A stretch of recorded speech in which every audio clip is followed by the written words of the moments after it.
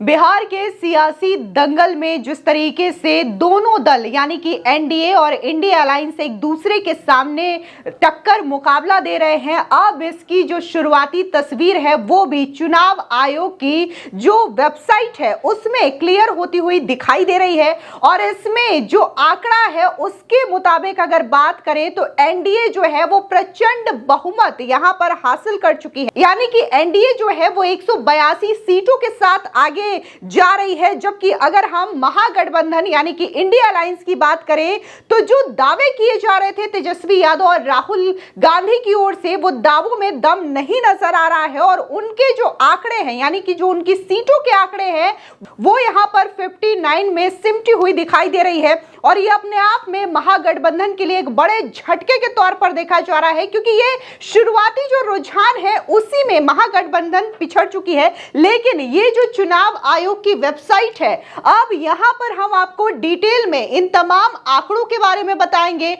जो बिहार की चुनाव में हॉट सीट रही है, जिन सीटों पर लोगों की नजरें टिकी हुई है, हम उन सीटों के बारे में भी आपको बताएंगे। फिर चाहे वो बाहुबली नेता अनंत सिंह की मोकाबा सीट हो, छपरा से आरजेडी के प्रत्याशी खेसारी लाल यादव हो, या फिर जो बीजेपी की कैंडिडेट अलीनगर से उतरी हैं मैथिली ठाकुर, ये तमाम ऐसे कैंडिडेट्स हैं, ऐसी सीटें हैं जिन पर लोगों की नजर बनी हुई है। इस बीच मनीष कश्यप का भी काफी जिक्र हो रहा है, जो कि बिहार में युवा पत्रकार के तौर पर जाने जाते थे, लेकिन पहले उन्होंने बीजेपी ज्वाइन किया, इसके बाद वो जनसुराज में चले गए और अब जनसुराज के टिकट पर वो चनपटिया से चुनाव लड़ रहे हैं। लेकिन अगर हम ये जो शुरुआती नतीजे आ रहे हैं उसमें देखें तो मनीष कश्यप जो है वो पीछे चल रहे हैं, यानी कि मनीष कश्यप जो सोच करके वो जनसुराज में आए थे वो दाव उनका पिछड़ता हुआ दिखाई दे रहा है। अब ये जो चुनाव आयोग की वेबसाइट है उस पर हम नजर डालें तो यहाँ पर कंटिन्यू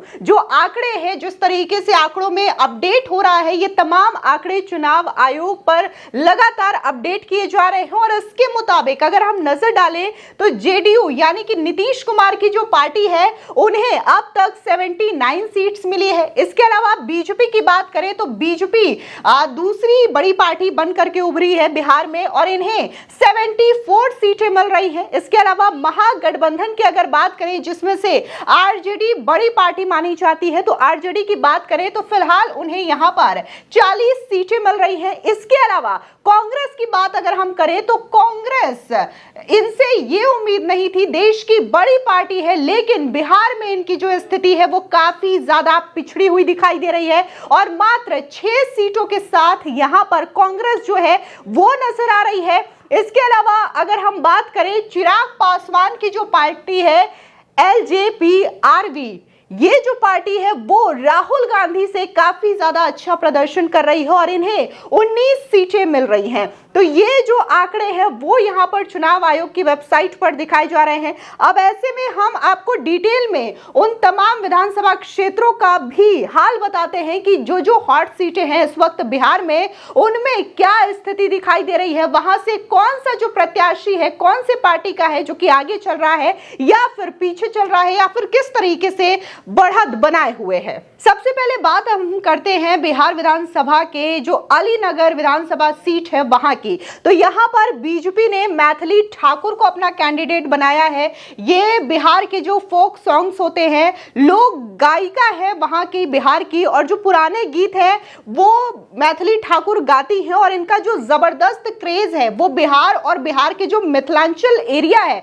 वहां पर देखने को मिलता है। और ऐसे में अगर हम इनकी सीट की बात करें तो मैथिली ठाकुर जो है वो 11,082 वोटों के साथ आगे चल रही है। और इसके बाद ये जो आरजेडी से प्रत्याशी है विनोद मिश्रा, ये काफी ज्यादा पीछे चल रहे हैं, दूसरे नंबर पर है। इसके अलावा यहां से जनसुराज के जो कैंडिडेट है विप्लव कुमार चौधरी वो है। लेकिन मैथिली ठाकुर की बात करें तो ये 4113 वोटों के साथ लीड कर रही है कि जो विनोद मिश्रा है उनसे मैथिली ठाकुर काफी ज्यादा आगे है। और उम्मीद जताई जा रही है कि मैथिली ठाकुर पहली बार राजनीति में एंट्री की है, पहली बार उन्हें विधानसभा चुनाव में टिकट दिया गया है बीजेपी की ओर से, और उम्मीद की जा रही है कि यहां से मैथिली ठाकुर जो है वो बीजेपी को निराश नहीं करेंगी, बल्कि अलीनगर से प्रचंड जीत हासिल करेंगी। फिलहाल देखना होगा कि नतीजे क्या कहते हैं, लेकिन शुरुआती नतीजे जो आ रहे हैं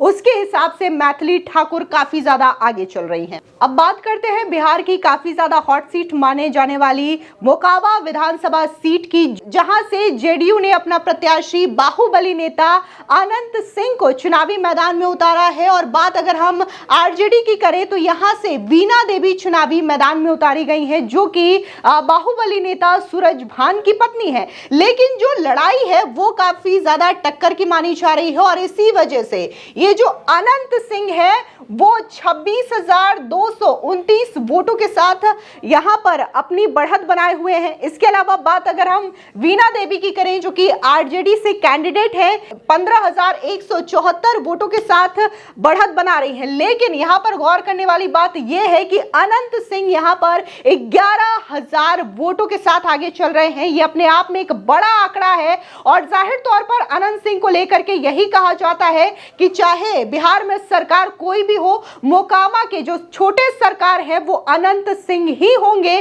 और शायद यही जो जलवा है, यही जो क्रेज है वो बिहार में मोकामा में देखने को मिलता है। और शायद रिजल्ट जो चुनावी नतीजे हैं वो तो आने में थोड़ा समय लगेगा, जो फाइनल नतीजा है कि मोकामा या फिर बिहार में किसकी सरकार बन रही है, लेकिन जो जीत का जश्न है वो मोकामा में अभी से शुरू हो चुका है। और बकायदा मोकामा के अनंत सिंह के आवाज पर भव्य भोज का आयोजन हो, शाही भोज का आयोजन हो, ये तमाम जो आयोजन है वो किया जा रहा है। भले ही दुलार चंद केस को लेकर के अनंत सिंह जेल में हो, लेकिन उनके जो समर्थक हैं वो पूरी तरीके से जोश और उत्साह से भरे नजर आ रहे हैं, और पूरी उत्साह को किस तरीके से सेलिब्रेट किया जाए इसकी तैयारी जोर शोर से कर रहे हैं। जाहिर तौर पर मोकामा सीट जो है वो काफी ज्यादा हॉट सीट मानी जाती है, इस पर लोगों की निगाहें टिकी होती है। भले ही किसी तरीके की बात वहां पर हो, लेकिन लोगों का यही कहना है कि अनंत सिंह वहां से जरूर अपनी जीत दर्ज करवाएंगे। देखना होगा कि आखिर इस सीट पर क्या होता है, लेकिन लोगों का भरोसा है कि यहां से अनंत सिंह जो है वो प्रचंड बहुमत के साथ जीत हासिल करेंगे। अब बात करते हैं बिहार के छपरा विधानसभा सीट से, जहां पर आरजेडी ने भोजपुरी एक्टर और सिंगर खेसारी लाल यादव को चुनावी मैदान में उतारा है। खेसारी लाल यादव, यहां पे इनका जो रियल नेम है वो शत्रुघ्न यादव है, लेकिन स्टेज नेम इनका खेसारी लाल यादव है। इसी वजह से लोग इन्हें खेसारी लाल यादव के नाम से जानते हैं। लेकिन यहां पर ये तो बड़ा दमखम के साथ उतरे थे, लेकिन फिलहाल के लिए यहां पर जो शुरुआती आंकड़े हैं उसके मुताबिक ये बात अगर हम बीजेपी की छोटी कुमारी की करें तो ये पहली बार चुनावी मैदान में उतरी है विधायकी का चुनाव लड़ने के लिए, लेकिन यहां पर ये 974 वोटों के साथ आगे चल रही है। और वहीं बात अगर हम खेसारी लाल यादव की करें तो ये जो है 974 वोटों के साथ पीछे चल रहे हैं। इन्होंने कई सारे विवादित बयान दिए हैं, फिर चाहे वो राम मंदिर को लेकर के विवादित बयान दिया हो, जहां पर उन्होंने कहा था कि राम मंदिर की जगह अगर स्कूल या हॉस्पिटल बनाए जाते तो काफी अच्छा होता, या फिर इनका वो बयान जहां पर उन्होंने बार बार पवन सिंह की पर्सनल लाइफ को लेकर के कमेंट किया था, फिर चाहे उनकी पत्नी को लेकर के दिया गया बयान हो या फिर उनकी पर्सनल लाइफ से जुड़े हुए कई सारे बयान लगातार खेसारी लाल यादव की ओर से दिया गया था। लेकिन अभी जो खबर आ रही है वो ये है कि खेसारी लाल यादव पहले तो राम मंदिर को लेकर के कमेंटबाजी कर रहे थे, लेकिन उन्होंने कल शाम को मिर्जापुर जाकर के विंध्याचल मंदिर में मत्था टेका। इसके अलावा वो बनारस भी गए, जहां पर उन्होंने बाबा काशी विश्वनाथ मंदिर में भी दर्शन पूजन किया। अब ऐसे में खेसारी लाल यादव को लेकर के लोग सोशल मीडिया पर जमकर ट्रोल कर रहे हैं। उनका कहना है कि पहले तो राम मंदिर को लेकर के इन्होंने तरह तरह के विवादित बयान दिए, और जब चुनावी नतीजों की बारी आ रही है तो ये खुद मंदिर मंदिर घूम रहे हैं। लेकिन यहां पर फिलहाल इनका मंदिर दर्शन जो है वो काम नहीं आ रहा है, क्योंकि खेसारी लाल यादव जो है वो 974 वोटों के साथ यहां पर पीछे नजर आ रहा है। हालांकि यहां से और भी सारे कैंडिडेट हैं, लेकिन असल जो टक्कर है वो बीजेपी और आरजेडी के बीच में मानी जा रही है। अब बात करते हैं बिहार के चनपटिया विधानसभा क्षेत्र की, जहां से मनीष कश्यप जो है वो चुनावी मैदान में उतरे हैं जन स्वराज की ओर से। लेकिन मनीष कश्यप जिस उम्मीद से उतरे थे चुनावी मैदान में, वो उम्मीद उनकी खरी नहीं उतर रही है, क्योंकि मनीष कश्यप यहां पर तीसरे नंबर में चल रहे हैं, जो शायद मनीष कश्यप या फिर प्रशांत किशोर को भी उम्मीद नहीं थी कि ये इतना पिछड़ सकते हैं। वहीं इस सीट पर अगर हम लीडिंग की बात करें तो ये जो अभिषेक रंजन है, कांग्रेस पार्टी के ये कैंडिडेट है, वो यहां पर 2373 वोटों के साथ आगे चल रहे हैं। दूसरे नंबर की बात करें तो यहां से भारतीय जनता पार्टी यानी कि बीजेपी के उमाकांत सिंह चुनावी मैदान में उतरे हैं, लेकिन उमाकांत सिंह जो है वो कांग्रेस के कैंडिडेट अभिषेक रंजन को कड़ी टक्कर दे रहे हैं। फिलहाल यहां पर जिस तरीके से वोट जैसे जैसे अराउंड आगे बढ़ रहे हैं, वैसे वैसे जो उलटफेर है सीटों में वो भी देखने को मिल रहा है और काउंटिंग में भी इसका असर पड़ रहा है। लेकिन मनीष कश्यप की अगर हम फोकस करें, मनीष कश्यप की अगर बात करें तो फिलहाल वो तीसरे नंबर पे हैं और यहां पर तो वो कांग्रेस या फिर बीजेपी के कैंडिडेट को टक्कर देते हुए फिलहाल के लिए नजर नहीं आ रहे हैं। मनीष कश्यप बिहार में युवा पत्रकार के तौर पर जाने जाते हैं। अब खुद को वो बिहार का बेटा भी बताते थे। हालांकि इसको लेकर के बहुत सारी कंट्रोवर्सीज हुई थी, बिहार सरकार, तमिलनाडु सरकार, बहुत सारी चीजें चली थी। उसके बाद उन्होंने बीजेपी की सदस्यता ग्रहण की थी, बकायदा मनोज तिवारी के साथ मौजूद थे वो, जहां पर उन्होंने पार्टी की सदस्यता ग्रहण की। लेकिन जब उन्हें लोकसभा चुनाव में किसी भी तरीके का टिकट नहीं मिला, तब उन्होंने पाला बदल लिया और फिर वो जन स्वराज में शामिल हो गए, जिसके बाद प्रशांत किशोर ने उन्हें चनपटिया से चुनावी मैदान में उतारा। लेकिन चनपटिया सीट से चुनाव तो लड़ रहे हैं, लेकिन इस चुनाव का कोई भी असर नहीं दिख रहा है, क्योंकि वो तीसरे नंबर पर चल रहे हैं। एक बार फिर से हम आपको जो अपडेटेड आंकड़े हैं वो भी दिखा देते हैं कि आखिर जो अपडेटेड आंकड़े हैं उसके मुताबिक बीजेपी या फिर एनडीए किस तरीके से बढ़त बना रही है। देखिए, चुनाव आयोग ने एक बार फिर से जो आंकड़े हैं उसे अपडेट किया है और इसके मुताबिक अगर हम बात करें तो यहाँ पर जो एनडीए है उन्हें जो सीटें हैं वो 190 मिली है। इसके अलावा बात अगर हम महागठबंधन की करें तो इन्हें जो सीटें हैं उनकी वो कम हो चुकी है, यहाँ पर इनकी सीट 50 हो गई है।